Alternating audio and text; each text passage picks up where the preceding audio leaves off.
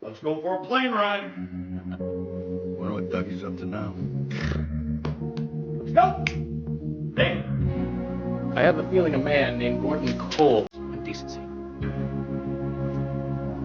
What about the FBI? I am the FBI.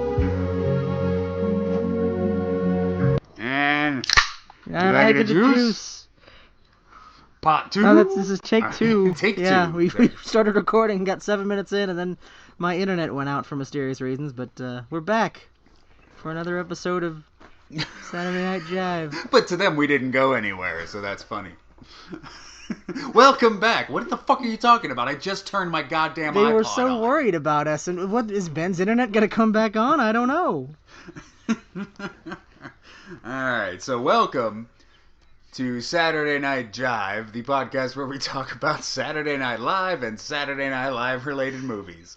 Because if someone clicked on the podcast and knew we were talking about Twin Peaks The Return, I just don't want any confusion. So here's the thing. I like to intro the podcast. We talk about movies featuring Saturday Night Live cast members. Jim Belushi's in Twin Peaks The Return, so we're watching that. This is episodes 15 and 16 of season 3. I have seen the show before, but I don't remember a goddamn thing about it. Ben has never seen the show before, and we're watching it together. Well, okay. Right, now that you mention that, it only suddenly occurs to me, and this is, what is this, episode 8 now that we're recording of this podcast series experiment? Yeah, I think so. I feel like this format alienates both Twin Peaks fans and Saturday Night Live fans at the same time. Like, if you came here looking for Saturday Night Live stuff, we barely talk about Jim Belushi every once in a while. And then if you come here for Twin Peaks stuff, it's like, what the fuck are they talking about Jim Belushi all the time for? Why are they spending so much time focusing on Jim Belushi? Why is the image of these podcasts, why is everyone Jim Belushi? I remember watching The Return. I didn't think Jim Belushi was that integral to the story. But apparently he was the main character. I don't know if you noticed that, but because that's more of a behind-the-scenes me thing, but I always put an image in the description of the podcast, so if you click on info, you'll see a picture, and every picture I've used has been of Jim Belushi. I mean, I've been staying away. I haven't wanted to listen to any of the episodes because I'm gonna rewatch all of these episodes and sort of listen along as I do after we're done because I'm a fucking asshole. But yeah, so I haven't really been paying attention to that. I'm not surprised at all.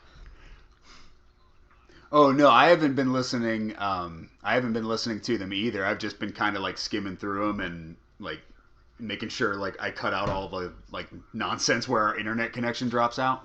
Because I don't want to be confused, because if I start listening to like old episodes of me talking about episodes while we're watching new episodes, that'll like, it'll break my fucking brain. And because that's this episode, or rather these episodes, or maybe it was all contained in this one. What is this, 15? Yeah. There were 2 moments where it seemed like I was winding myself of things. There's a scene in the Roadhouse where James and the guy with the arm come in, and he gets punched. And I could have sworn that the first half of that scene before... Because I remember you pointed out the guy with the green hand, like he's going to be important later. But I could have sworn the rest of that scene was what we saw in this episode where he gets punched in the face. And like it's the exact same scene, just again. Yeah. No, I know we definitely saw those two walk into the Roadhouse in episode 1 or 2. But I don't know if it's the same time. So yeah, I don't know if that scene was just like played out of order, because he's done that before. Remember in like episode 2, we saw the mother creature kill those 2 people, and then later on we saw like the beginning of that scene. So he's done that shit before in this series. So he may be just putting scenes out of order. And if he's going to do that so late in the game, like, fuck with our heads that much, now I'm starting to think, like, is everything we're seeing, like, out of order? Are these scenes just, like, mixed and matched, you know? Well, because we talked about in the aborted 7 minutes of the last podcast, we talked about Coop, evil Coop, sends a text in this episode that I was going to say Janie E. That Diane gets like 3 episodes ago. Like, we already know about it. And then later on, in the next episode, he sends a text and it doesn't send, and she doesn't get it until like much later in. So it's like sometimes it's late, sometimes it's early, and I don't know what any of that means. If it means, because he's by Phillip Jeffries' place when he sends the weird out of time text. Is it because he's literally out of time? Or I don't know. Is that, or just am I reading too much into it because I know about Phillip Jeffries? Yeah, no, I don't know. Because at first I was like, oh, maybe it's just like a storytelling technique, like we're just seeing this scene later because David Lynch wanted you to see Diane's scenes earlier, It could just be that. Or it could be that he was outside the convenience store at that time, and who the fuck knows what happens there? What fucking time is it? Before he sent that text, he picked up a phone that was ringing, and then when he answered it, he was shot outside to an old dirty payphone, and he's like, what the fuck? And then he sends so who knows what's going on? Yeah, but then later on, there's one of the scenes with Sherilyn Fenn. She's talking to her husband, and he mentions the threshold. And I mentioned that in a previous podcast because I'm sure I've heard him say that before. And I don't know if he said that again, or if maybe I got spoiled somehow, and I saw that in a video out of context, and I was misremembering it as happening in an earlier episode. Right, I'm almost positive that he used that phrase before. So he's used it twice, because I'm just going to throw this out here right now. We'll get to it when we get to episode 16. My theory earlier that I expressed about her being in the Black Lodge, that's fucking true. That there is no other explanation in my mind for what's happening in that series. Yeah, I'm pretty sure that's what it is, and now it pisses me off though, because now I'm like, fuck, I have to rewatch this series and I have to like pay close attention to everything that's happening in the Roadhouse. Well, I don't. Again, my theory is that to the extent to which those storylines are connected is just because the Roadhouse has always had a connection to the Black Lodge. We've seen it in the previous series, so it's like she can be in the Black Lodge and be overhearing stuff in the Roadhouse. I think it's telling that everything she knows comes from the Roadhouse, even whether or not she's in there or not. Right. Okay, because I totally forgot that the Roadhouse is connected to any of this, because I forgot that shit happens in the original series. Fuck, now I gotta go back and watch the original series. I would recommend it. I did that a couple episodes ago, and it was worthwhile for me. Yeah, I've watched it like probably 3 times. I've watched the original series all the way through, and I've seen Fire Walk with Me maybe like 3 or 4 times. But I think my theory is that it's connected through the wood. Because we see when Cooper walks through the thing, we see the trees. I think spirits are channeled through the wood, and the Roadhouse is made of the same wood. So I feel like that's the connection. Yeah, because I mentioned in I'm pretty sure I talked about it on the last podcast. The one like thing I picked up out of Audrey's scene in episode like 13 or 14 was the phrase Ghostwood. And then that sparked because I remembered Ghostwood from the original series, and I'm like, oh, fucking ghosts in the woods. Oh shit. So yeah, I'm like Audrey's stuck in the Roadhouse, and the Roadhouse is connected to the Black Lodge, or well, it's her version of the Black. Yeah, well, however you want to phrase that. Do you want to just get into it? Because like I mean, again, that's the next episode. In fact, I think is that the last sequence, the last thing we see in this episode 16. That's like the last second of episode 16. First, we got to talk about Nadine and her shovel. That's the fucked up thing about this show. It's like, oh fuck, yeah. Oh, this is good. Oh yeah, I'm really liking this. And then you go back and you think about it and you're like, oh fuck, I had to watch fucking Norma talk to that dude about her goddamn pies. And here's the thing. The 7 minutes we recorded before my internet went out and we had to start over, that was all about Nadine and fucking Norma and Big Ed. That's all we fucking talked about. You didn't miss nothing in the 7 minutes we lost because we just talked about Norma's pies. My thing is, do we even talk about it again, or do we just say, hey, if you want to know about that, watch the show? It wasn't interesting the first time I talked about it. It certainly ain't going to be interesting the next time I talk about it. Nadine told Ed that she could marry Norma. Ed goes to the Double R Diner. Norma is like, hey, I'm selling all my franchises. I'm only keeping this Double R Diner. And then she goes and kisses Ed. I liked the way it was shot. I didn't hate watching it. It's a sweet moment. I still like those characters, even if I'm not interested in them at this point.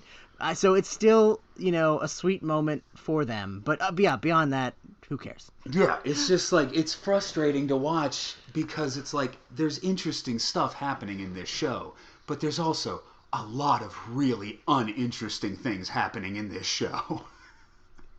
Well, because literally about right here in the episode we're watching in the background is when my internet cut out, and you were about to talk about the other uninteresting thing, which is, what is even Donna's sister? What's her name? Oh, Alicia Witt, Gersten. Well, Alicia Witt. Gersten Hayward.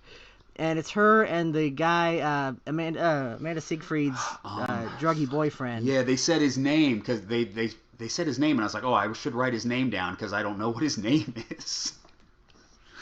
But it doesn't matter. Yeah, it doesn't fucking matter. Or does it? I don't know. Maybe, because now I'm like, oh, fuck, that shit in the Roadhouse that I didn't understand, that was setting up Audrey's story, and I just didn't know it yet. So now I'm like, fuck, is Gersten's story where she's high in the woods, is that set up for something that I should be paying attention to, because that way I'll enjoy the payoff more, you know? Maybe, but I think that, I wouldn't be surprised if we don't see anything more from those characters, because I think the implication of that scene is what I predicted last week, which is that he killed Amanda Siegfried. I don't even think Shelley, her mom, knows yet. And, well, I mean, obviously she doesn't. If it's true, she doesn't know, because she's still just smiling and working at the diner. But I think that's the thing we're not going to see is that she's dead. Oh, so maybe that's like, yeah, we're just not seeing the end of that story, but we could pick it up if we, like, really listen to what they were talking about. Or just the beginning of it, where he's like, he clearly feels guilty about something. He's got a gun, and she mentions like she's talking about somebody. I'm assuming it's Amanda Siegfried. I think the idea is that like she did it, she made me kill her, and then he's like, no, she did it to herself. Yeah, well, there was some other things I picked up in that scene. Alicia Witt also says, "God, you're high. What did she give you?" So yeah, they're referencing a scene we haven't seen, and yeah, he's holding a gun. So yeah, he may have killed Amanda Seyfried. For all I know, that happens in episode 17, and I just totally forgot the first time I watched it. But again, I don't want to overanalyze it because I don't think it's going to matter too much. And we're literally watching like the best scene in the episode right now and not talking about it. Right, we're overanalyzing the shit that probably shouldn't be overanalyzed. Meanwhile, evil Coop's visiting the goddamn convenience store. That's pretty huge. And we were right, by the way. The convenience store has only one floor, so living above the convenience store means something metaphysical. You climb the stairs and you disappear, and there's apparently a whole another reality. Whatever that room is that we saw in Fire Walk With Me, it's somewhere else. Yeah, we can't see it in our dimension. They are going to another place. Another place with a bosomy woman. Oh my god, this lady is so fucking bosomy. There's a character in this episode who is credited only as bosomy woman, who evidently is not even played by a woman, it's played by a man, but she's just the creepy lady in, I guess it's like a hotel that also exists in the same parallel dimension. Yeah, so not only are they going above a convenience store, so Coop gets led up the stairs to another realm. He goes to a guy who turns on an electrical switch and taps the floor 3 times. Which I believe is a deliberate reference to Fire Walk With Me. There's 2 characters that do each of those things, and I think they've been merged into a single character for this show. Right. So what we saw in Fire Walk With Me was probably just like the waiting room for the heart of this, because we go further than that. We go down a hallway, we go up a set of stairs, we go down another long hallway. Also, I think there was like overshot images of the woods. So that's what I was talking about. The ghost channeling through the woods. I feel like that's, and then when they go, they're indoors and they're actually in the same stairwell that Gordon Cole saw when he was about to go into the zone in the previous episode. Was this also? How long ago did you watch Fire Walk With Me? Recently? Before the last podcast. Okay. Was this also the picture that Mrs. Tremont gives Laura? Was that a picture of this room? Because the wallpaper was very distinct, and I remember the wallpaper in Fire Walk With Me being distinct as well. I wonder if it's the same. I didn't make the connection, but yeah, it might have been. I mean, I thought it was just a door into that room, because ultimately they go into the room that we see in Fire Walk With Me in that convenience store. So I think maybe it is. Yeah. And it looks like an old dingy hotel, and I actually was thinking, like a hotel from like the 30s or 40s, like from, because remember the convenience store was transformed into what it is because of the bomb.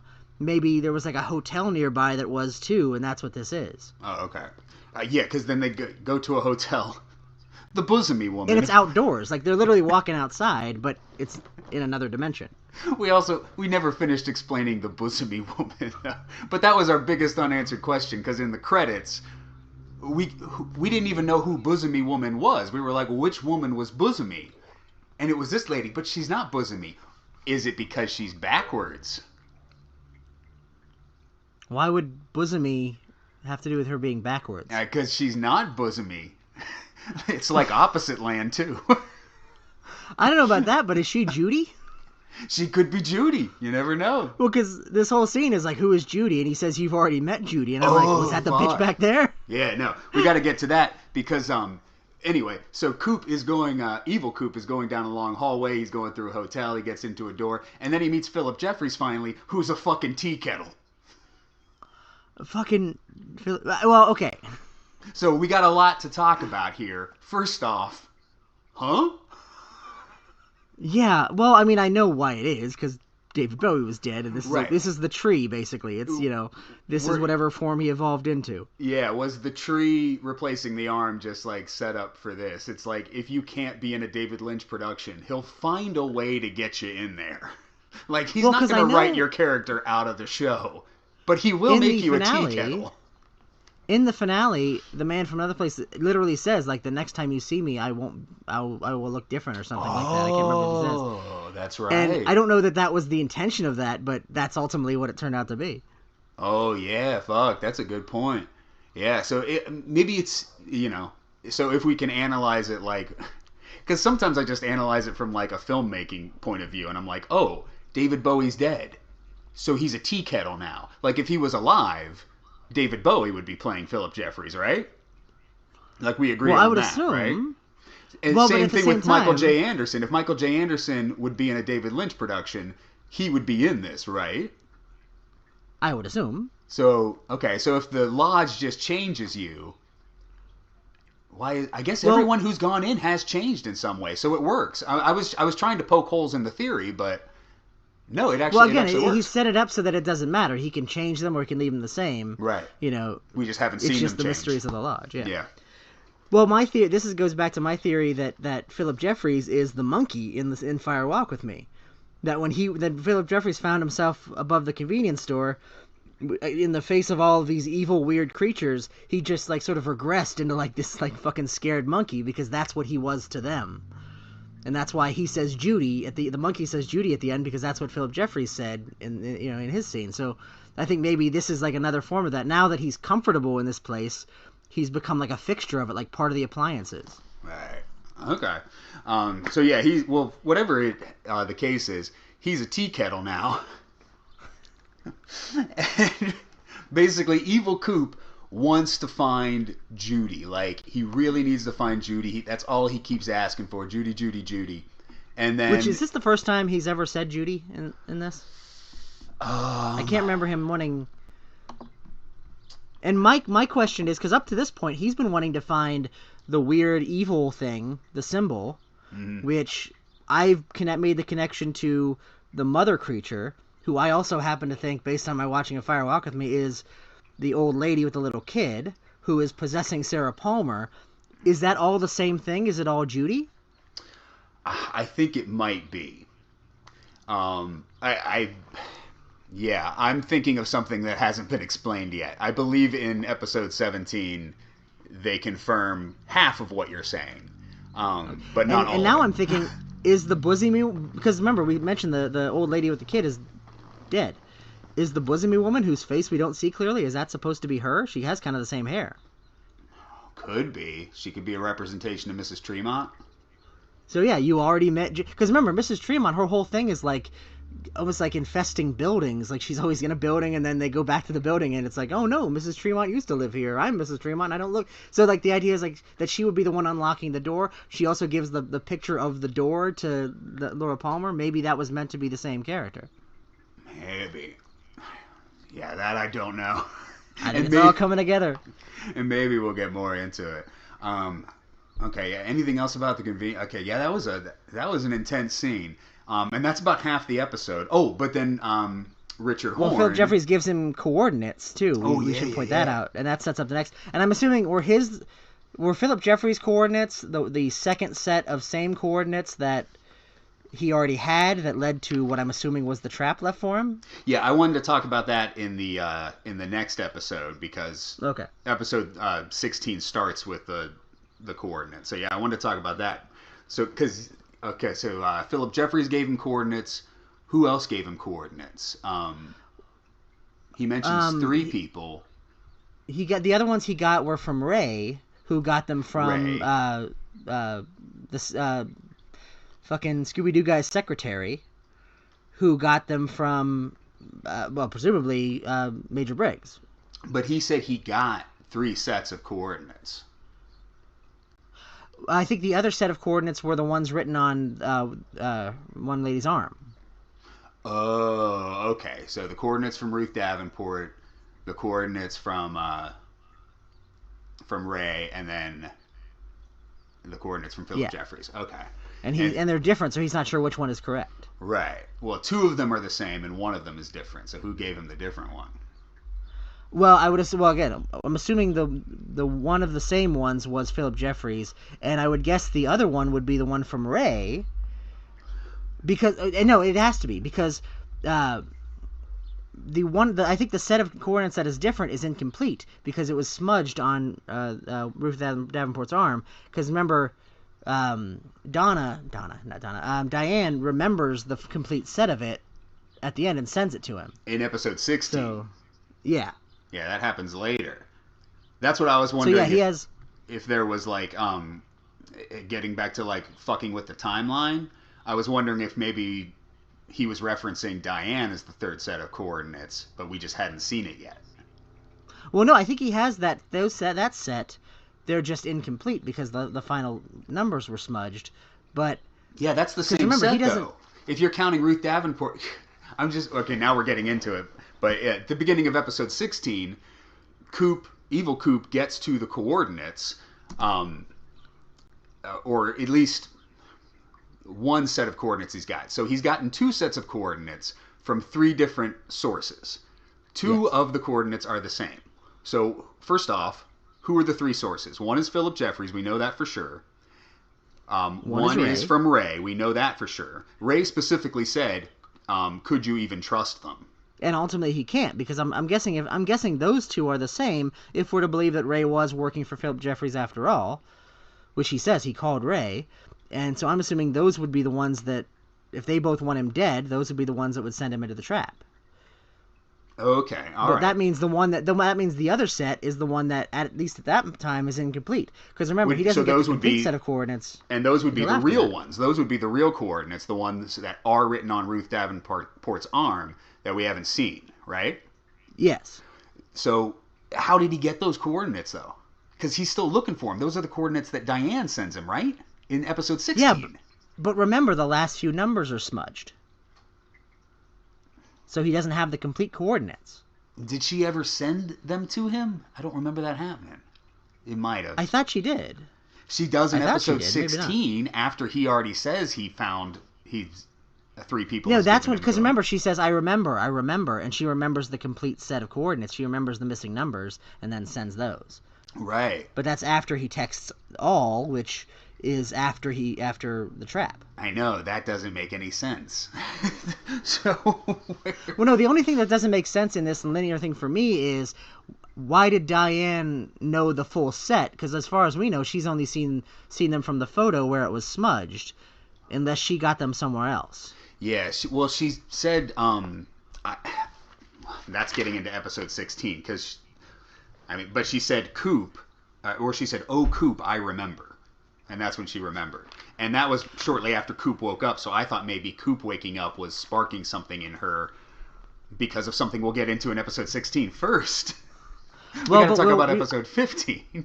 What I read from that was, it was the text itself, because it seemed like right as she read that word all, it was like a trigger, like a like brainwashing or something, and then all of a sudden she remembered everything, and that's like when she was sort of sent on her mission. Oh, maybe. That's how I read that scene, because it's like right away, it's like, she says, like, I remember, and I think that's also her remembering her real life. I don't think she knew what she was. And that's when she at that remembers point. that she's a thing. Okay. Yeah. Spoiler for episode 16. First, episode 15, Alicia Witt and them in the woods. Okay. But then she starts freaking out, maybe just because she's high.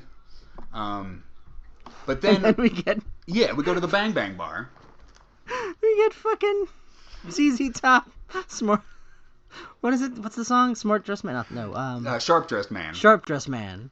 And it's just him dancing to a fucking song. Yeah, we haven't really been talking much about the Bang Bang Bar on our podcast because I haven't understood it really until these 2 episodes.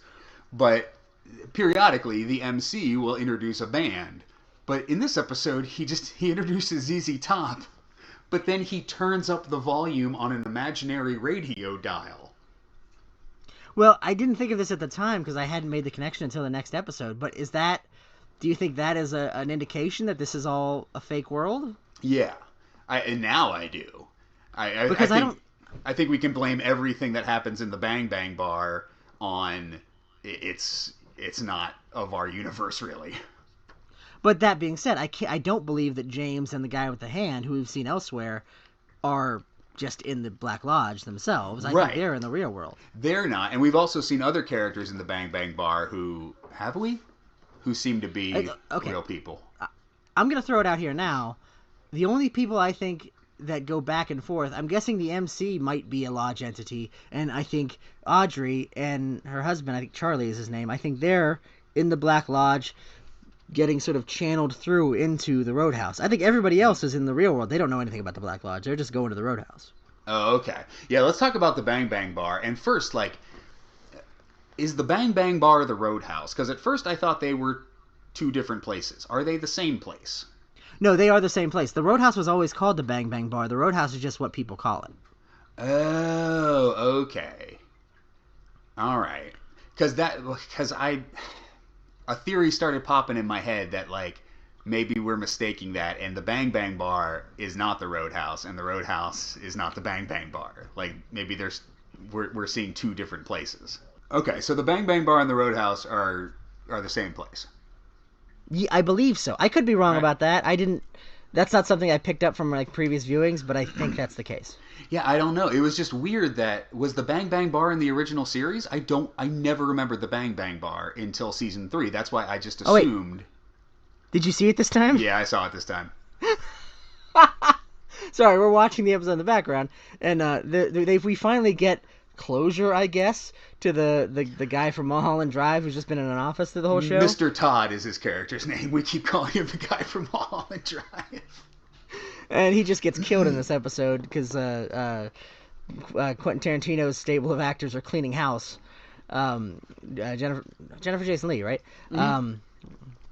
Anyway, and then he just gets shot, and it is the shittiest fucking fake head that gets the bullet in the head. I laughed hysterically both times watching that shit. Yeah, and that's supposed to be in the real world, I guess. Well, or is it? Who knows? Yeah, I don't know. We'll get to that later on. I think I'm developing another theory about what is and isn't the real world, but I want to wait until the end of the series before I get to that. Yeah, I think we have to, and that's why there's so many things I want to talk about, but there's so many things that hinge on the final episode of this goddamn show, and we're not fucking there yet. I've not even seen it, and I'm still I think I got an idea, but I want to wait to find out. Yeah, and my ideas are now starting to come together because I did not understand this show. I didn't understand what the fuck was going on the first time I watched it. I lost interest in it, as I have on this rewatch. There's 2 episodes where all I had to say was, this show sucks. But then, again, I think our method of watching 2 at a time, I don't think have we had an episode where both episodes that we watched sucked? I think so. I think it was 11 and 12, or no. Yeah, I think it was 11 and 12, where both of them was ugh. I don't know. I feel like this has served us well, at least. Oh yeah. And I think this time as well. I think 16 was a good episode. 15 was just kind of a drag. Yeah. Well, and then watching them, in 2 episode chunks on a weekly basis, has helped me keep track of the story. I think I just lost track of the story because I watched it in real time and I couldn't. I spent a whole week doing other shit, and then I'd sit down to watch an hour of Twin Peaks, and I'm like, what the fuck's going on? All right, back to another week of shit, clogging up my brain hole. Well, yeah, and it's just like, we just skimmed over a scene in the jail cell again, and we get more of the weird dude that repeats everything like Dougie does. Is he Billy? We get the eyeless lady, who now I'm...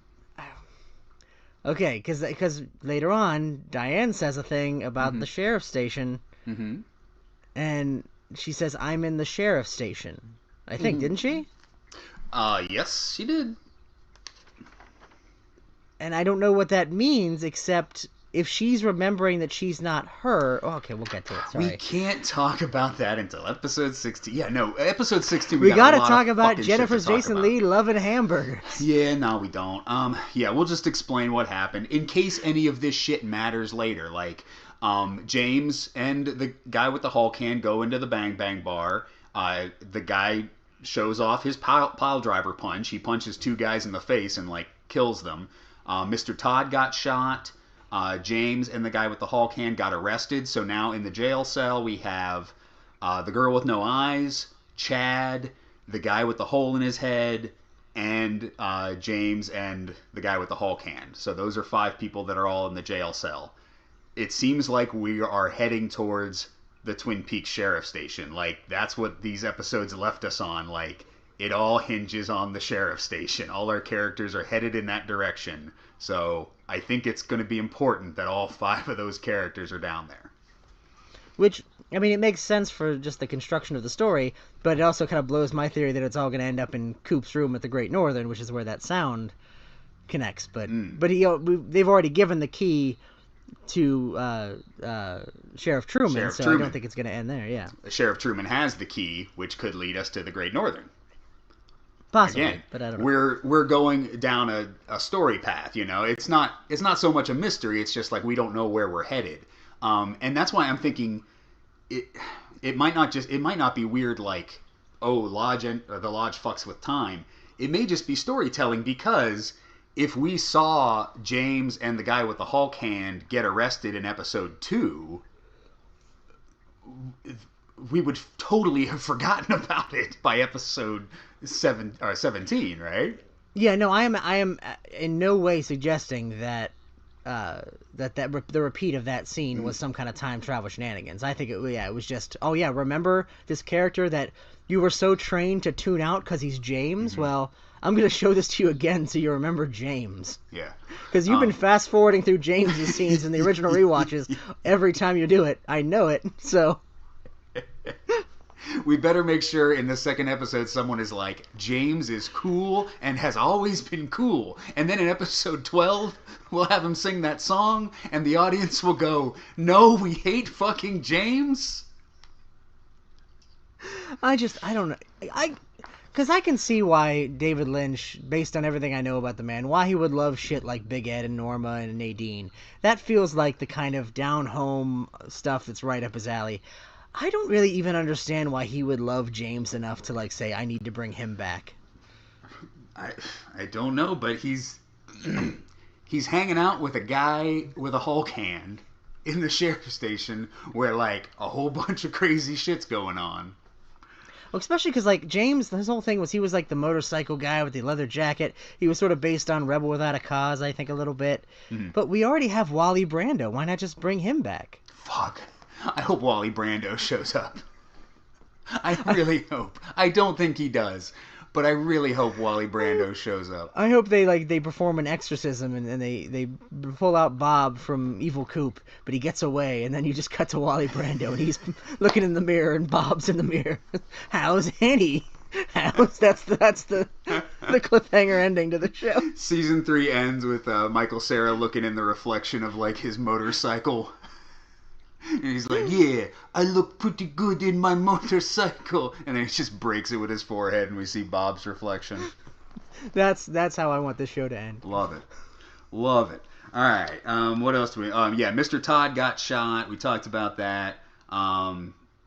And then Coop puts a fork in a socket. Well, we did get the Sunset Boulevard clip. Yes, I think that's from Sunset Boulevard, right? Yes.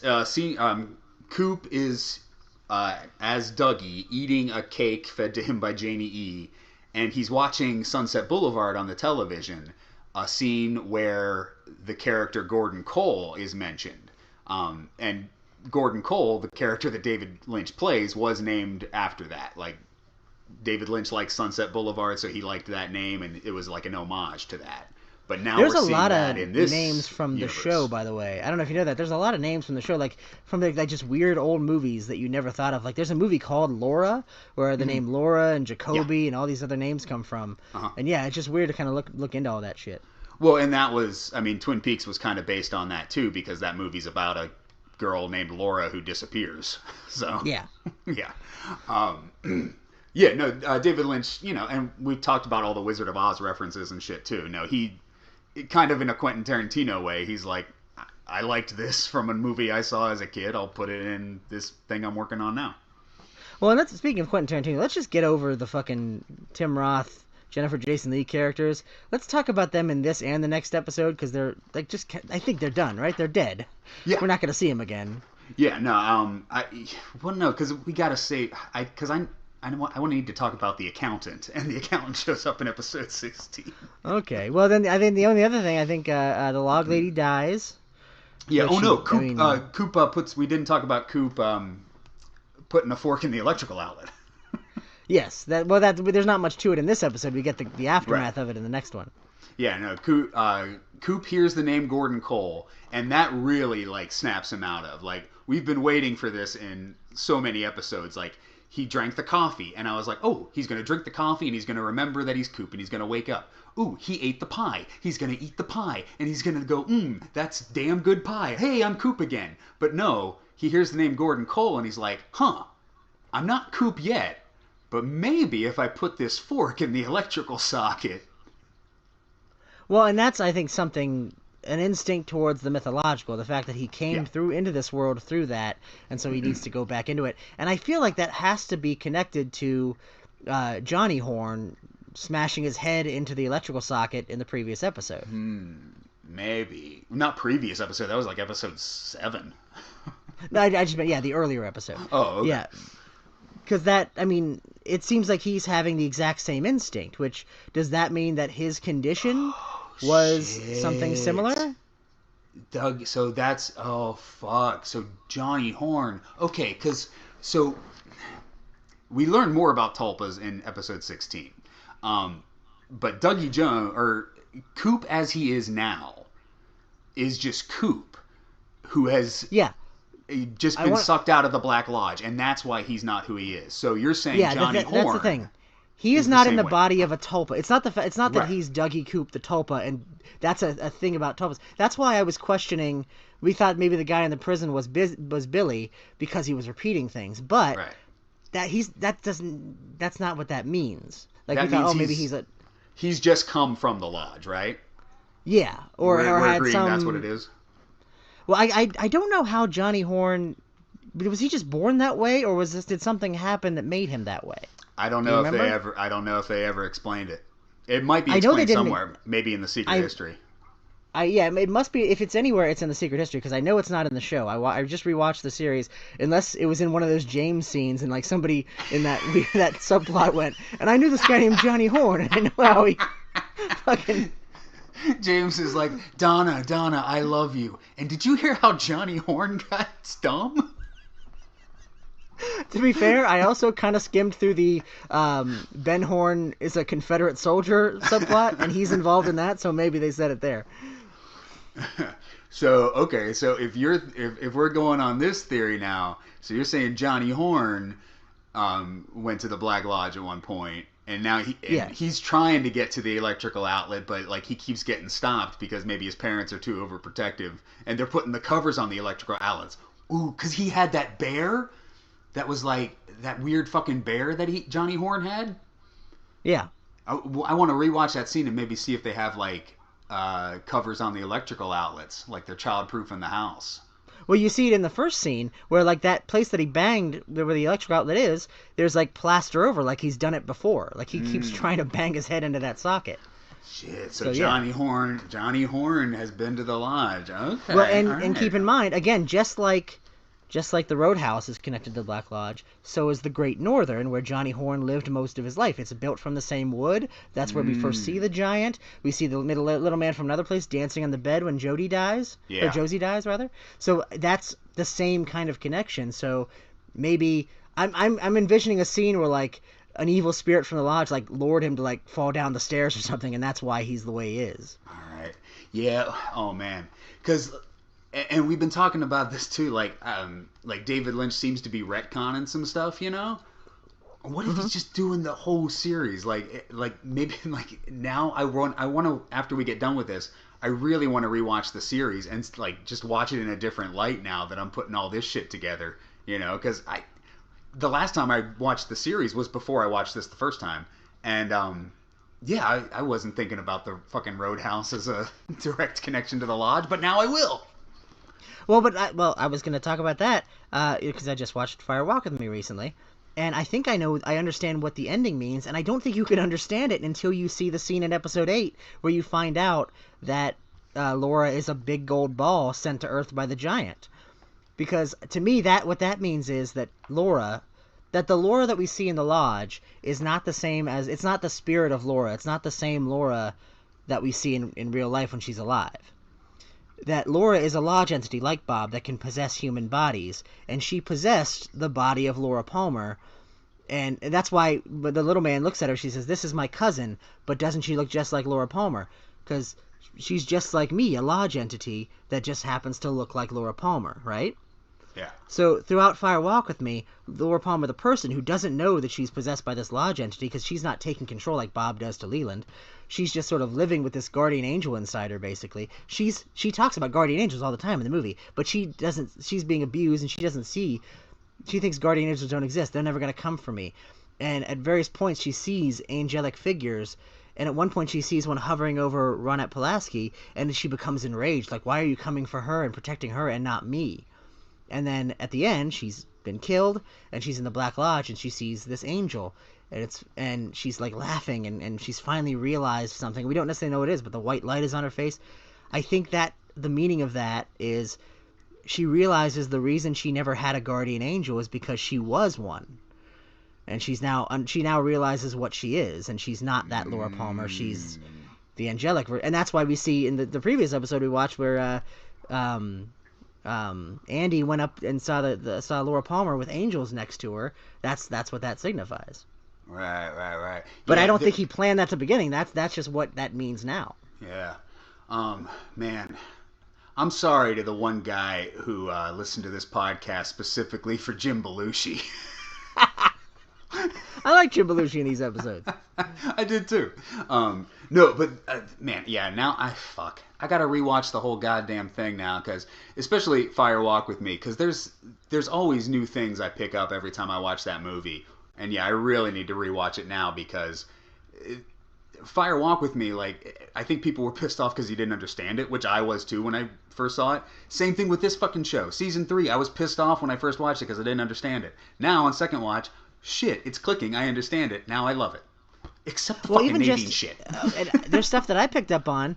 No, Nadine, trust me, is the crux of the whole thing. But no, the thing I picked up on, like in Fire Walk with Me, you find out that the place that they go to that's in the back of the Roadhouse, which again we're saying is connected to the lodge, it's called the Pink Room, and that's where they dance, and it's like they do drugs, and it's like the dark version of the Roadhouse where they do all the illicit shit, and it looks very much like the Red Room where they dance in the waiting room, but it's the Pink Room because it's just sort of, it's Red Room adjacent. It's like it's the real world, but it's like it's sort of a gateway drug into, eventually finding yourself, in the land beyond, Yeah. That's what I just looked at my notes, and the last sentence I said was like, I love this show, but my note for episode 15 was, I think I'm getting it, but I still hate it. So in real time, I was watching episode 15 going, fuck this, what the fuck? But now I'm like, oh shit, It's all making sense, and I love it. Fucking Well, weird show, man. We got more Audrey in episode 15, but other than the threshold line, there really isn't much to it as far as like the mystery. It's just they're arguing about whether to leave. There was one thing I wrote down in my notes from episode 15. It was in the scene when the log lady is dead. Yes. We kind of skipped over, but the log lady dies in episode 15, which was a touching moment. But they all meet in the office of the sheriff's department. Again, all of our characters are in the sheriff's department. Fuck. Something big's going to happen here.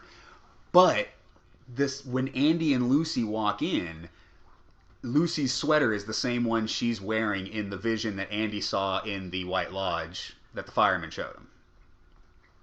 Oh, I didn't notice that. I remember that from when Andy's looking up in the sky. He sees a clip of him and Lucy together, but it was a clip that wasn't from like it wasn't like a flashback. I think it's a flash forward now. But to this moment, because nothing else really happens here. Well, all our characters are still going to the sheriff's department. I guess, but this feels like the end of the night, so I'm assuming... we're watching it in the background now, and he's holding her. That's what he was doing in the vision that he saw with the giant. Yeah, okay. He was holding her from behind by the shoulders in the vision he saw with the giant. So, and he's weirdly obscured here, which, remember, that's just what Coop looked like in Gordon the Monica Cole's Bellucci vision. Dream? Yeah. Whoa. Cooper was there, and I couldn't see his face. This is like Andy was there, and I couldn't see his face. Wow. Yeah, man. I like that. All right. It's piecing together. All right. What else and then we end with Charlene Yi. She's in the Roadhouse. This is the only one of these Roadhouse scenes I liked, by the way. You like this? I didn't. This is when I wrote down, like, I think I understand what's going on, but I hate it. I liked this performance, and I like just the sad, pathetic, like... I don't know. I liked it as an emotional moment, not necessarily that it connected to anything. Yeah, well, Charlene Yi is sitting in the Roadhouse, and she says she's waiting for someone, and then these two goons like pick her up, throw her to the floor, or like place her on the floor. She sits there, and then she slowly crawls, almost as if like she's lost the ability to walk, and then she just screams really loud. And I was watching this scene knowing what happens in episode 16 with Audrey, and that's when it kind of pieced in my head. I'm like, oh, fuck. Like, something's going on here that I think connects to that. Or what do you think? Well, again, I don't think anything can... I think it's just her own like inability to stand up for herself, so that's why she can't stand up. She literally can't stand up for herself, and that's, what you're supposed to be feeling there. I don't necessarily think this connects to anything with Audrey in the next episode. Oh, you don't? I just thought because it takes place in the Roadhouse, and I want to watch it again here. I mean, we don't have the sound on, but it's like, what does she scream at? I think she just screams at her situation. It just, her sadness. Oh, okay. Because the music's playing, no one's paying attention to her. She's just kind of crawling, and like she doesn't even look like she's looking for help, though, does she? No, but I think the fact that no one cares, that's the thing, they just discarded her and nobody cares. That's all over this season of Twin Peaks. All this horrible shit's happening and nobody seems to care. It seems like everything's going to shit and nobody's doing anything about it. And I think that's just she just finally lets go and screams. It's just a symbol of, just the rot of this town, I think. Okay. And yeah, it was really coolly shot. So it had that going for it, but she's credited as Ruby. Do you remember that name being mentioned by anybody? Oh no! Oh, that's weird. I didn't look at the credits. I just did. I didn't do it initially, but I just did a second ago. Yeah, I can't remember if Ruby was one of the names mentioned at any point. Yeah, man. I wonder if the credits probably have fucking clues too. One specifically. Bosomy Woman? No. Oh, here we go. Bosomy Is that Woman. Yuki? Is that Naido? Is that the blind woman? That is the blind woman. Okay. I don't know if that's a clue. I don't know what Naido means. I just made that connection myself. I won't spoil it for you. I'll let you figure it out yourself. Are we getting into episode 16? Yeah. Are you still recording? Yeah. Okay. I'm just opening 'cause, up yeah, the new episode. You minimized everything, but I just wanted to make sure because when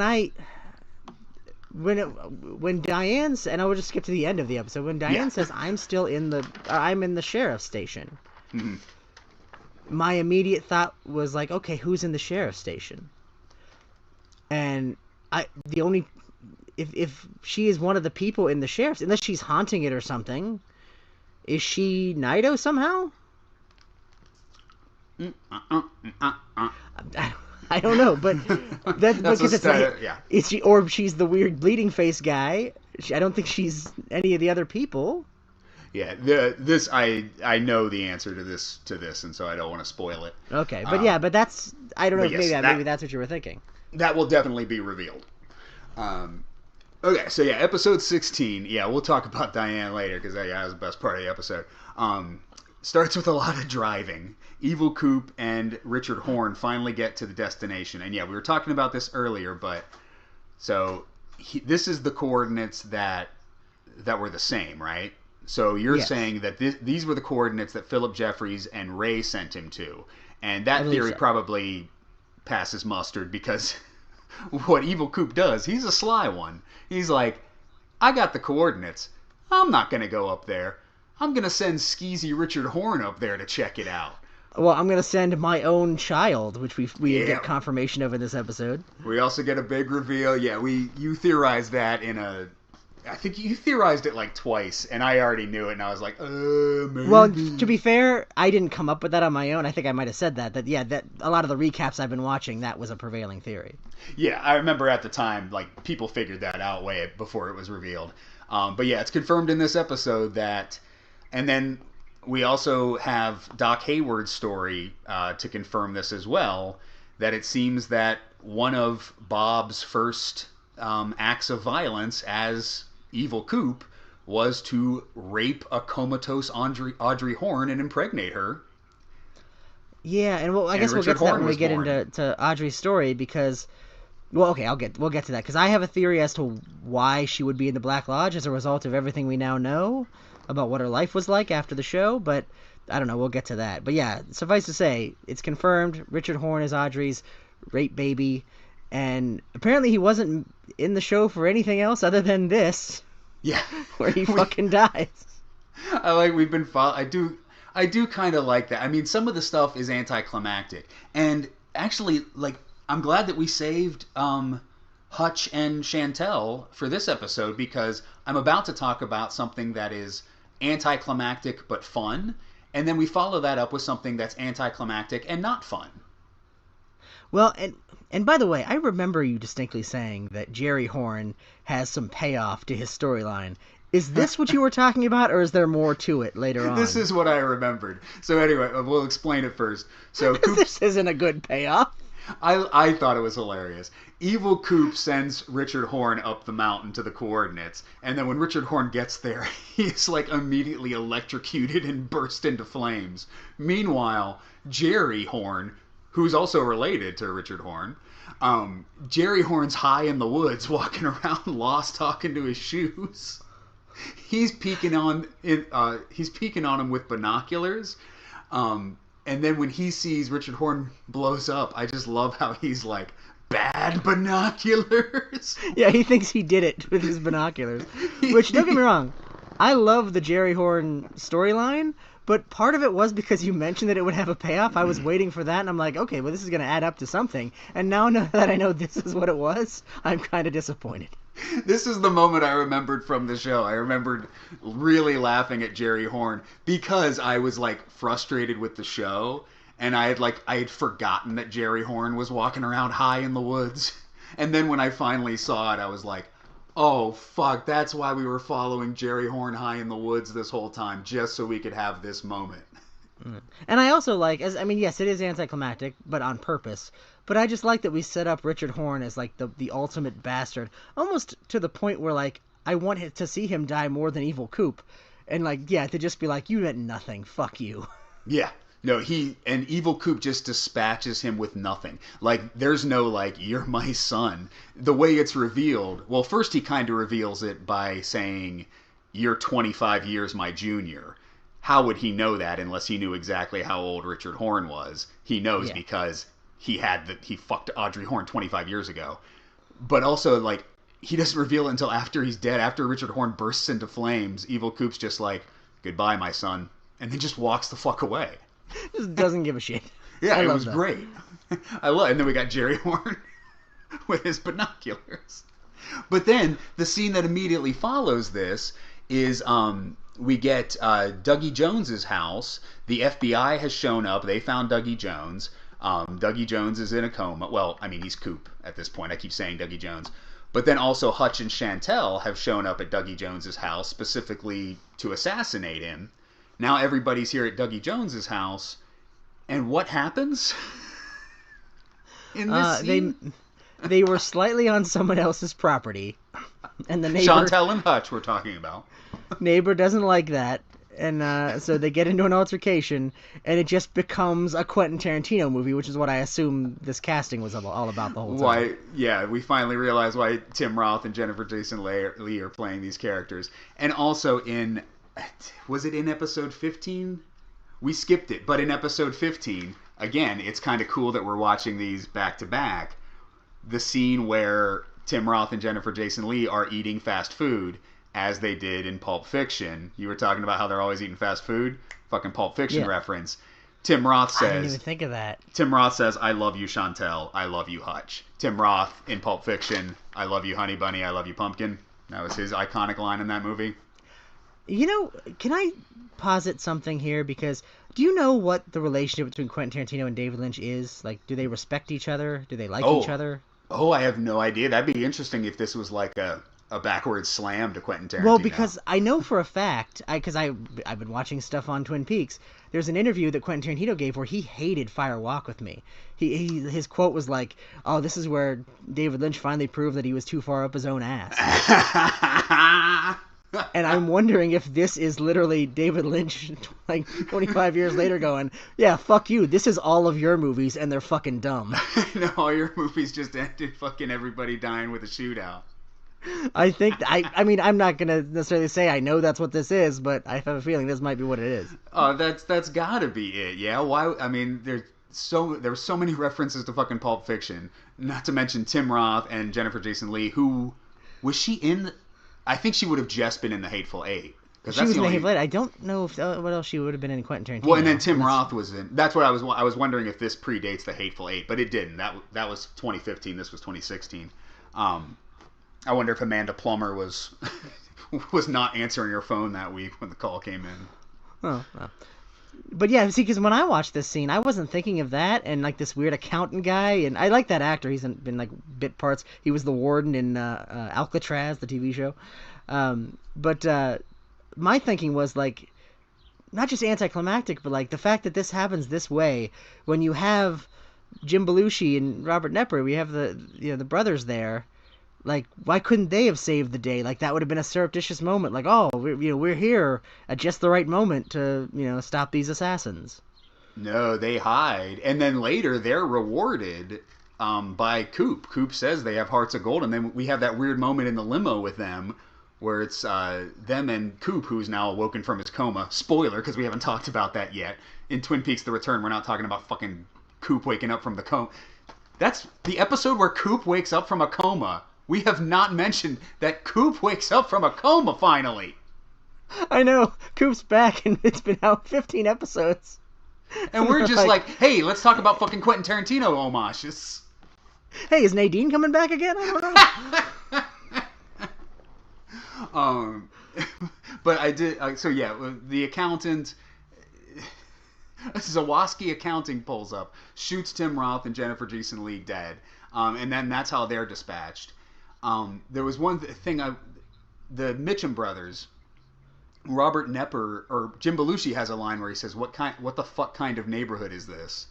And then Robert Knepper responds with, "People are under a lot of stress." And I didn't know what that meant. What does that mean?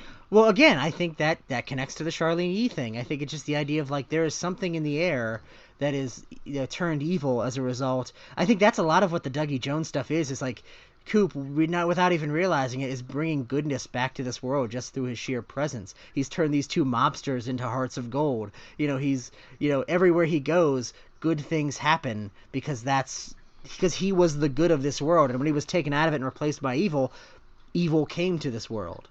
And that's what they've been stewing in for the last 25 years. Oh, okay. I like that. Oh, yeah, I really like that, if that's it. I don't know, but that's my working theory.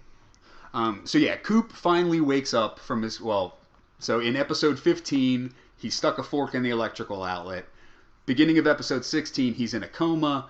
And then he finally wakes up just all of a sudden. He sees Mike in the hospital room. Mike is... talking to him from the red room. Mike gives Coop the ring, and Coop gives Mike a piece of his hair and says, "You have to make another one." Another tulpa of himself, I assume. So it seems like there needs to be one more Coop out there. There needs to be one more Coop in this world. Well, I took that to mean he's going to create another Dougie for Janie E, because later on he says, Dougie,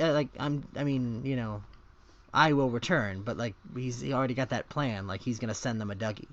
Or he might have to go back in, and he needs a backup plan just like Bob did.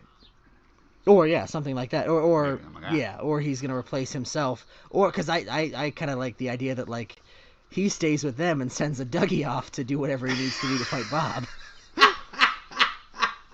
That would be great too, if it ends with Bob finally meets the mother and he's like, "All right, the evil plan that we've had for generations is complete," and Coop's just throws Dougie in the fire, and it blocks the hellhole. Manufactured. He plugs up the hellhole mouth with Dougie.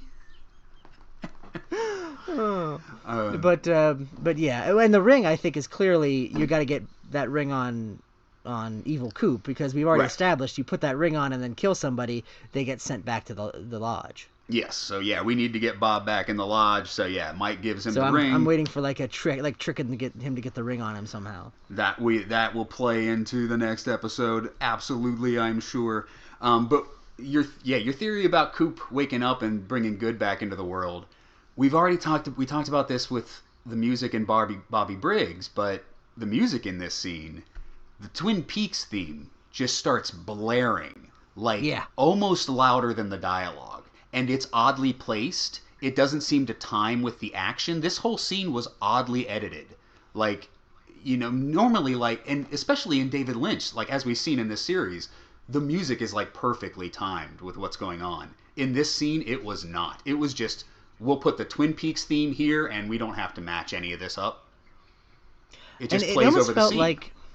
Did you ever see what was it? The Bad Lieutenant Nicolas Cage movie, where at the end everything is comically, ridiculously positive. Yeah. This kind of felt like that. It was being almost dumb in how upbeat it was on purpose. Yeah, but it pissed me the fuck off when I first saw it. I was episode 16, Coop wakes up, and what, huh? What is happening? But I don't know. I mean, I'm excited because it's setting up what's to come. I assume this is now leading into the end game. We only have 2 episodes left. And was it you, or maybe I read that somewhere else, where you mentioned that the last episode is really weird, but we have an episode that ends everything and then another episode. So the next episode we watch from our perspective is basically the end of this storyline. Yes. 17 and 18 are going to be good to watch in a chunk, because 17 pretty much wraps up the show, and then 18 is let's start another show. Well, to be fair, we should watch them literally back to back, like one over the other, to find out the secret of Twin Peaks. We should watch them layered over each other so we can't see shit that's going on. Yes. That's the only way to watch Twin Peaks. Okay, and then, Coop wakes up, and then he is on his way to the sheriff's station as well. Everybody's on their way to the sheriff's station, and then we cut back to Diane, who Have you noticed Diane's middle finger? I just noticed it in this episode. I don't know if it's been that way the whole time. She has different fingernail paint on her middle finger. I did not notice that. Yeah, all her fingernails are painted red, except her middle finger is painted white. The other time I have seen that was in Sarah Palmer's face hole. Was that the middle finger, though? Because it was the spirit finger, and I don't think that was the middle finger. Was it? I think it was the ring finger. Okay, but that's what it reminded me of when I noticed it in this episode. See, I was like, because it's very prominent. I think she just flips people off all the time, so it's a different finger. Oh, okay. She just highlighted that finger just so she could give people the bird. Yeah. But I don't know. It freaked me out when I saw it because I was like, oh shit, like, because I knew what was coming up since I've seen the show before. So yeah, Diane gets the text from Evil Coop that says smiley face all. She flips the fuck out. And then she says, oh, Coop, I remember. And then she texts out a number, which I'm guessing are... she confirms it later. They are the coordinates to the Twin Peaks Sheriff Station. Are they to the sheriff station, or to specifically, or just they're the coordinates that he's looking for? I thought that's what she said in her monologue. She says she's in the sheriff station. Yeah, but then I thought she also said the coordinates, the sheriff station. I'm in the sheriff station. That just seems weird to me that Evil Coop would need to know where the sheriff station was. Like, he should know that. Like, if that's where he needed to go this whole time. Well, everybody's going there. Don't you think that's where Evil Coop will end up too? Well, I've been working under the assumption that what he's looking for is Jack Rabbit's palace. Oh, well, Jack Rabbit's palace wasn't anything. Jack Rabbit's palace was just how Major Briggs got Bobby to the entrance to the White Lodge. Oh, so I mean, you think he's looking for the portal that sucked up Andy? Yeah, I think he's looking for because there's no reason he doesn't want to go to the Black Lodge. We know that, right. And the only other place I could think that he would want, for whatever reason, is the White Lodge. Or maybe he just wants to stay. What is Bob's plan? Do we even know that? Well, okay, here's the thing. That's why the coordinates always confuse me, because my assumption was always that he was trying to get the mother creature. That I always thought it was like a reunion with his mother, basically. Like, that's why he built that cage in New York. But then, because I think the voice in the phone call that wasn't actually Phillip Jeffries was this mother creature that may be Judy at this point, because it said, I missed you in New York. Right. Oh, okay. Wait, Coop in New York. Because I don't think the mother creature understood that the Coop that appeared in the box wasn't Evil Coop.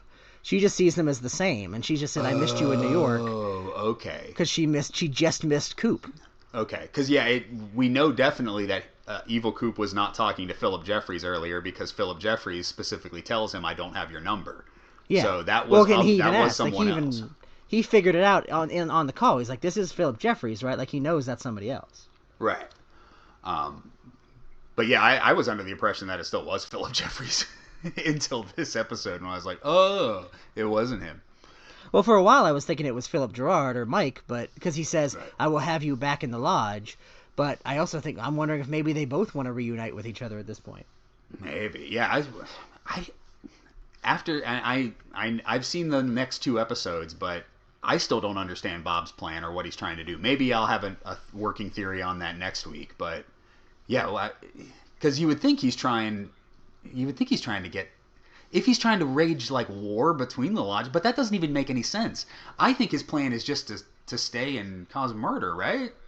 Because people are trying to suck him back in, so that would be the opposite of what everybody wants him to get back in. So I guess his motivation would be to stay out. But we've already demonstrated that he knows like the mechanics of how all these things work. So maybe he's trying to like destroy the lodge or like destroy the gateways or something, so that they can't pull him back in or something like that. Okay, yeah, he's fighting back against his mother. But I can't imagine. Well, that's the thing. I can't imagine that whatever his plan is doesn't have something to do with that mother creature. And since he expressed such intense need to know who Judy was, I assume that's the connection. Yeah, and we have already met Judy, so we got to keep that in mind. I don't know if we can piece that together now. I don't think it's just the bosomy lady is Judy. Well, but again, I but think I think Judy, we can piece it together. If Judy is that creature, I think that creature is possessing Sarah Palmer. He has already met Sarah Palmer, who had that bug creature that's been harvesting her out to become, apparently, Judy all this time. Right. So he's already met Judy. He was in her... Like, that's the first person he met in the context of the show. Oh, man. Okay. Yeah, sorry, shit. All right, I'll have to save that breakthrough I just had for next week. Because that's a write big it down spoiler. so you remember it. I should write it down. Hold on. That's a good... I've actually started doing that. I do have a page in my notebook that says Twin Peaks End Notes. What I want to do, like, when we're done, like, we may just do it next week, depending on how our conversation goes. But if we don't get to it next week, the week after, we should do, like, a retrospective episode where we talk about shit in hindsight. And, yeah, I want to, like, make a list of, like, shit that we thought was never going to be resolved that ended up being resolved, or shit that I still have questions about that we can, like... I mean, if you want to just turn this into a full-on Twin Peaks podcast from now on and just stop talking about Saturday Night Live shit, I'm up for that as well. We can't talk about the original series because Michael O'Keefe was not on SNL. Was there any... I'm trying to think. Was there anybody from SNL in any episode of Twin Peaks? You, Molly Shannon. Molly, that's right. Molly Shannon was the social worker, and I mean, hell, the famous Twin Peaks parody sketch on SNL. That's enough of a connection. We gotta watch the rest of the old show. That's the next 20 episodes. Oh, maybe. I don't know. We'll see how we get next week. But we didn't get to the end of this. Diane. Right. She says, that Coop raped her and then took her to the fucking convenience store, and now she's a tulpa, and she's apparently been that this whole time. Right. Sorry, give me 1 second. I'm writing down my breakthrough. Alright, well, because, yeah, all the stuff that I've predicted, this didn't fit into any of it, like... I knew she was working for Bob, but I just assumed she was working for Bob. I did not think, she's just a weird manufactured doll thing for Bob. Right. And, okay, so she gets the text from evil Coop, Bob, that says smiley face all, and that's what, like, flips her out. So what's all mean? Does that mean, like, he's sending this maybe to all of his tulpas and, like, destroying all of them? I have two things about that. One, it's either all, like, you get all of your memories back. Like, you now remember all. Like, enjoy. Or it's kill them all. Because the next thing she's going to do is shoot them all. Right. So, yeah, Diane, she goes in and she talks to Gordon and Albert and Tammy. And she tells us what happened the last time she saw Coop. And she says that Coop raped her. And then she starts, it seems like she's getting all of her memories back. She starts really flipping out. Really great performance by Laura Dern. She starts saying, like, I'm not a me. I'm not, like, I'm not a me. I'm in the sheriff's station. Coordinates. Like, she's going all over the place. I kind of want to rewatch it. And then it's revealed that she's a tulpa because she pulls a gun, they shoot her, and she gets sucked up into the fucking Red Room. And just for the record, because I'm guessing this is the last time we see Diane in the show because she's fucking dead, or at least this form of Diane, best performance from Laura Dern in this entire goddamn series. You think Laura Dern's... Oh, you mean specifically this is Laura Dern's best performance? Or she's the best in the series? No, I think this is her... I mean, I do like her character, but I just think this is her best performance so far as this character. Oh no, this was an incredible scene. I was like fucking captivated by this. And then it like fucking beautiful when she gets into the Red Room and then Mike backwards talk says someone manufactured you and she forward talk says I know, fuck you. I love that. Yeah, her last thing as a tulpa is just fuck you. I'm not here for any of your mystical bullshit. Diane says fuck you, demon. And then her face splits apart like paper, and the orb from Phantasm comes out of her head. Right, yeah, much like Dougie did in the like first or second episode. She gets sucked in. She's now a little seed. We forgot to talk about this. Mike also gives Coop a seed. Well, he has a seed. I think he keeps it. He doesn't give it to Coop. Coop asks, "Do you still have the seed?" Which I assume is the one that he took from Dougie. And then he gives him. Coop gives Mike some of his hair and says, "You need to make another one." Okay, so the seed is just like, okay, thanks for the hair. Yeah, I still have the seed. I'll marry these together and make a new Coopy. I'm assuming that's what's going to happen. Yeah. Okay. That makes sense. All right. So yeah, that's Diane. She's done. Yeah, and then the rest is Audrey. We're like way into the episode. We still have to talk about Audrey. I know. Well, also we have Coop says goodbye to Janie E. And Sonny Jim. They have like a heartfelt goodbye, which again, the music over this was like fucking weird. And the performances too, like when Sonny Jim was like, "You're my dad. He's like, "I'm your dad, and I love you." Like, it just seemed way out of place with everything else that's been happening in the show so far. But it feels like it's that way on purpose, because this is the effect of Coop being back here. Like, he's sort of, it's like an explosion of like, we're not stunted now. We're not just like not talking about the fact that this guy is a weird brain broken guy. Okay. He everything's brings the back music. to normal. He brings the music. He brings the good back into the world. That's Coop why I is in see the it. world. Yeah. Okay, I like that. But yeah, then we go back to the Bang Bang Bar, and we're introduced to Edward Louis Severinsen, a.k.a. Eddie Vedder, using his real name. Yeah, I didn't know that was his real name, but I recognized Eddie Vedder immediately. Yeah, which is another weird thing with the Roadhouse. We previously had the Nine Inch Nails, but then all the other bands were actual bands using their real names. But the two bands that you've heard of didn't use their real names. Well, are you saying that that's an indication that these are specifically performances in the Red Room or the Black Lodge, and that's why they're different? I think maybe. Hold on. Because I just had a fucking breakthrough myself, but let's go on with this. Because I don't think David Lynch does things just to be on the weird. I truly believe everything has meaning. I mean, I've said a lot of stuff in this show is weird for the sake of weird, but the more I watch Fire Walk with Me, everything in that movie, I can kind of piece together and figure out what is actually happening, and I'm starting to do that with this series now, too. I don't think it's just random that he's like, I'm going to call you the Nine Inch Nails. I'm going to introduce ZZ Top, but it's going to be a radio and an imaginary dial. We're going to have Eddie Vedder perform, but we're not going to call him Eddie Vedder. That's not all random. I wonder if it's like a shadow self thing. Like, it's him, but it's not him. Because it's, you're the doppelgangers? dweller on the threshold. What's the idea is the dweller on the threshold is your shadow self. Yeah. So I think that's, like, maybe this is Eddie Vedder's shadow self. This is what Eddie Vedder would see this guy if he went to the lodge. He'd confront Edward. And not literally, but that's the idea, is that he's a thing but a different version of a thing you know. Right. Because Audrey finally gets to the Roadhouse. She's been talking about wanting to get to the Roadhouse. Her husband, who looks less odd when he's standing up. Like, when he was sitting down in the previous episodes, I was like, what is he? But when he's actually walking around and you see, like, his whole body, he looks more normal. For the record, I know that he is not that tall. He's wearing lifts. I've seen him in other stuff. He is smaller. Okay. Well, I think they gave him lifts so that he would be more on par with Audrey. Yeah, because he has to walk her into the Roadhouse. It would be weird if he was, 3-4 feet short, just for framing issues. Yeah. Again, we're talking about it on filmmaking levels. We have to put lifts in your shoes because you're too short. No, it's not mystical shit. You're just a short guy.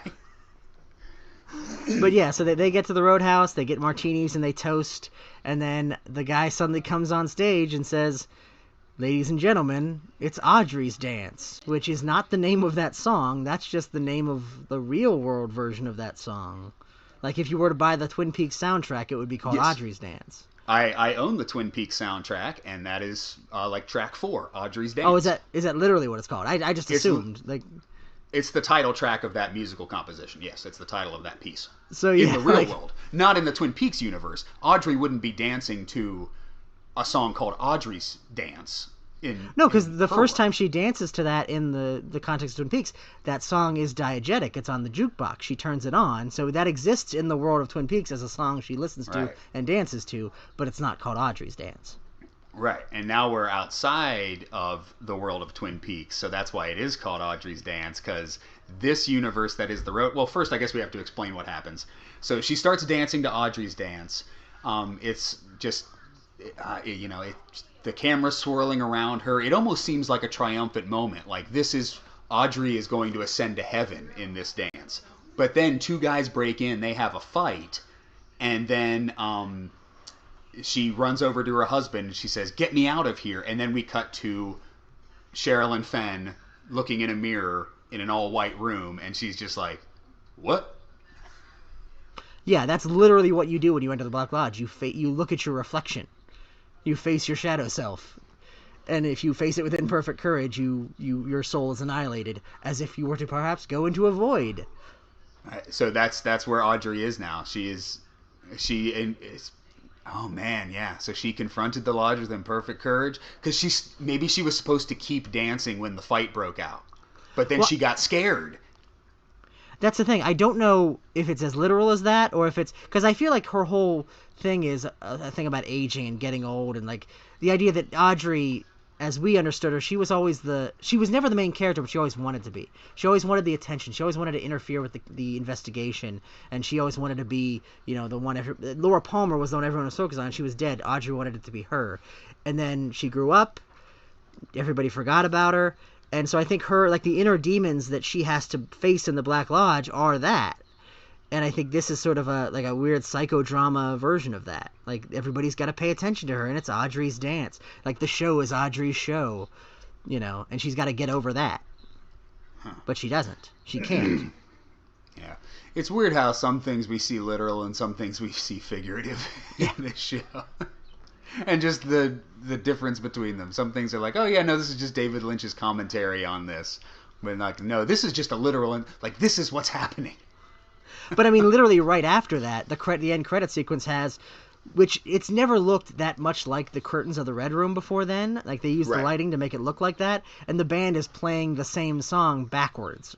Yes. So yeah, the end credits end with the band playing backwards, which the only time we have ever seen backwards talking is connected with the lodge. So obviously, the Bang Bang Bar.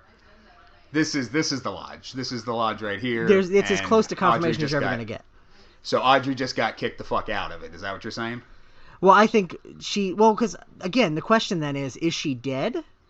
Did she die? Because remember, there's a lot of references to, like, Audrey but not Audrey. Like, even in this episode, Richard Horne's like, my mother had a photo. Had, past tense. He never goes back to his mother. Like, he doesn't try to get money from his mom. He when Robert Forster goes to tell Ben Horne about Richard Horne, like, why didn't he go to his mom, Audrey Horne, if she's alive? But if she's dead, all of that stuff is explained.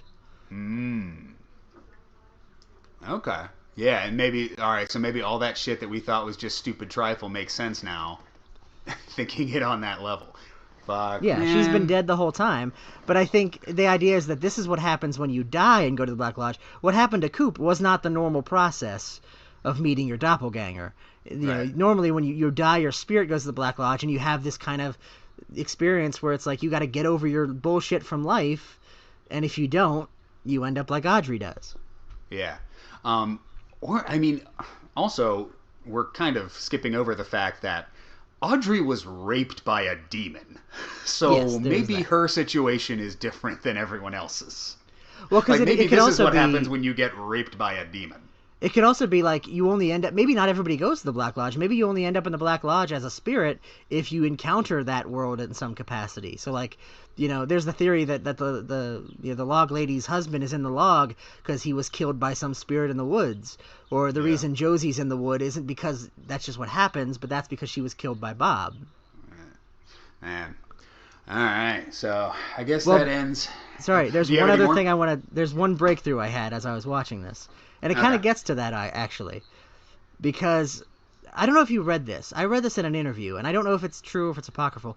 But apparently, Sherilyn Fenn was going to come back, and she was going to dye her hair blonde. And she asked David Lynch, like, should I do this? And she said, yeah, that's actually good. But then she came, before she'd done it, she looked at the storyline he had for her. She did not like the original storyline that was given to her, and she got him to change it. And I have a theory about what her original storyline was. I don't think Diane was ever supposed to be in this show. I think Audrey was going to be the Diane character. Oh. Because the idea, their stories are so similar. Sense. They both got raped by evil Coop, and they're both, and so I feel like it seems odd that that's the case, unless it was always going to be Audrey in that role, and then we were going to find out that there was an Audrey and a Tulpa, but there was also going to be this other weird parallel storyline where she was at home, and like, what's this about? And that was going to... Because remember, Audrey in a previous episode was like, I don't feel like I'm me. Does that make any sense? I feel like that's a leftover line from when she was a Tulpa. Huh. Yeah. No, yeah, that makes a lot of sense because, that would make perfect sense. And Laura Dern is also blonde in the show, so that backs up that theory. Yeah, so I think, I don't know if Laura Dern was ever even going to be in it at any point, or, but I think that was going to be Audrey's character, and she objected to her being evil at the end. Maybe. Or something else that might happen. Spoiler. Can't spoil something. Okay, so anything else on episode 15 and 16 before we get in? I just wanted to end on the fact that I believe in our first, 2 or 3 episodes, we spent a lot of time talking about people who make crackpot theories on the internet. And now we're at episode 16, and you're like, we gotta watch the whole show. Okay, have any of my theories been stupid? I was joking about that. No. Any of our theories, I feel like, compared to Space Cadet and the Twin Perfect guy... I mean, the Twin Perfect guy is, I think, pretty solid. I don't agree with his theories, but at least he brings evidence. But I don't think I sound that crazy. I don't think you sound that crazy. I think he sees it more on a metaphorical level, and I think we're both seeing it more on a literal level. Like, if you actually just look at stuff like Stuff Connects, basically, this isn't really a spoiler, but my big, breakthrough this weekend, I was just thinking about the show, and I was like, oh, it's basically a show about gods fucking with people. But, there's things that we don't understand just because we don't understand the concept of these lodges. But if we watch the show close enough, I think we can piece together how everything works. And everything kind of works kind of straightforward when you think about it in a straightforward way. It's just David Lynch is so fantastical with his imagery that you think it's surrealism. It's really not. It's a story. It's just a really long story that takes its fucking time getting to where it's going. It is and it isn't. I mean, I just think the problem with a lot of theories is they approach it symbolically, and we very much reject that, because I don't think David Lynch is literally going here's what I mean, and here's what all of this is a metaphor for. No, I think he's just here's my idea. I'm not going to tell you what that idea is. You're going to have to figure that out, but everything is there to figure it out. You don't need to figure out. There's no secret key to figuring it out. It's just a matter of piecing together all the puzzle pieces. I know. But that's why I think I've said this before, but I would love to see how David Lynch directs his actors, because the way I'm thinking he does is I'm wondering if he tells them what exactly their motivation is, because the performances in this are we haven't talked about it enough. So fucking good from every single person. Has there been one bad performance? Maybe Norma. I think there's a couple of times when Norma talked where I was like, she's not really that great of an actress. mean, I'm going to throw out Wally Brando, but... Oh, well, yeah, Wally Brando. But, every other performance has been, fucking on the goddamn money. So I would be shocked if he was just okay, so go stand over there. You're going to just look all twitchy, but, look all twitchy. I think he's telling them, no, this is why. This is everything that you need to know about you, about what your character is doing in this scene. I don't necessarily think, because I don't know that you would have to do that to get the emotion of a scene. You could just tell them this is what you're feeling. You don't necessarily need to tell them why that's what they're feeling. I don't know. I would think he would. I just always wonder, what the fuck is he telling Michael J. Anderson when he's walking backwards and talking backwards? It's okay, here's your motivation. Walk backwards, remember your lines backwards, and you have to end up here before you go here, or else it won't work. I feel like that's the easiest ones because it's just be enigmatic. You're a weird spirit entity and everything you do is weird, and just go with that. All right. Well, okay. So we got a lot of shit. There's a lot of shit to unpack in these 2 episodes. Well, basically just episode 16. Episode 15, much like all of these episodes, feels like a lead up to episode 16. Yeah. But next week, next week's got to be all good, right? I don't know, honestly. My expectations for next week, the last 2 episodes of the series are like completely destroyed now, because the first time I watched it, I absolutely hated it. I hated the finale. I hated every single part of it. Didn't like one single bit of it. Now I'm thinking about it and I'm like, fuck, I wonder if it makes sense now. So I wonder if I might hate it more. I may enjoy it. I have no idea. Okay, just don't spoil me as to the specifics, but am I close with the Judy thing? I don't know, honestly. Okay. I need to watch the finale to really piece together what I'm working on. Because I wasn't thinking about Judy at all until like he said it in this episode, and then it clicked with me, because remember, I watched Fire Walk with Me. It's literally the last line of Fire Walk with Me is a monkey says Judy scared. It's like, and at the time I was like, I've always thought like Judy Garland, maybe like another Wizard of Oz reference, or what, but now that it's like it's a thing, I'm thinking, it's like, has that been the secret the whole time? Fucking Judy, whatever the fuck Judy is. Oh, I can't really talk about it, because I do know in either episode 17 or 18 they get into it. So more shit will be answered next week, but more questions will also be raised. As I assume. Yeah. But no, this I just got turned around on the show again. It's so weird that like I was high on it, I was down on it, I was high on it, now I'm high on it again. I recommend a rewatch of the original show. It's all on Hulu and Netflix, I believe. It's on both, but you have both. So yeah, I would recommend watching it. Well, yeah, now that I have all these fucking theories about what the hell's going on, and now that I assume, like, I want to see like if it holds up. Like that first 18 episodes, like the first season, and then the first 10 episodes of season 2, holds up impeccably. Everything up to that last Leland Palmer episode is great. Immediate drop off afterwards. Oh yeah, no, I know the quality. I mean, it's like one of my favorite shows just because of the quality of the show. I'm not worried about it holding up in that way. Like, I'll still enjoy it regardless. But I wonder if it'll hold up. Like will it seem like a different show?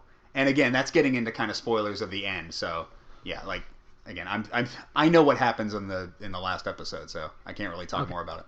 Well, yeah, and I don't want to be spoiled. So yeah, let's end it here. Okay, so for our longest episode. I know. Well, next week's probably going to be even longer. Yeah, I'm fine with it. All right. Well, until we see you then, get off the shed.